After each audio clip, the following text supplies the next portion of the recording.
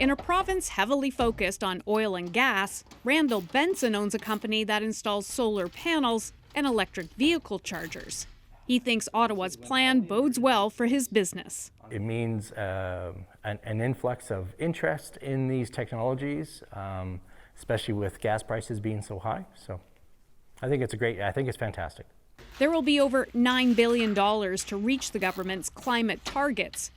Some will go to increasing the number of electric vehicle charging stations. For those who want to buy a battery-powered car, there will be a boost in incentives. And 1 in 5 cars rolling off car lots will have to be zero emissions within 4 years, 100% by 2035. Because if you want to make the switch and you go to the dealership, you shouldn't have to be on a wait list.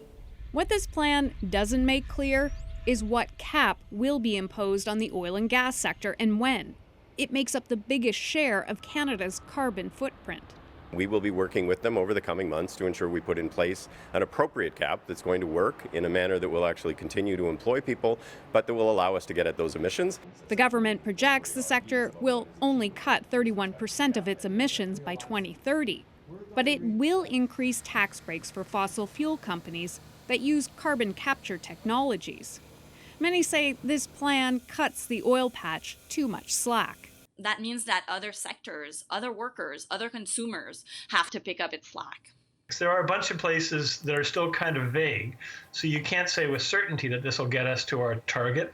Canada has had at least 10 climate plans and set many different targets since the 1990s, but it hasn't met any of them.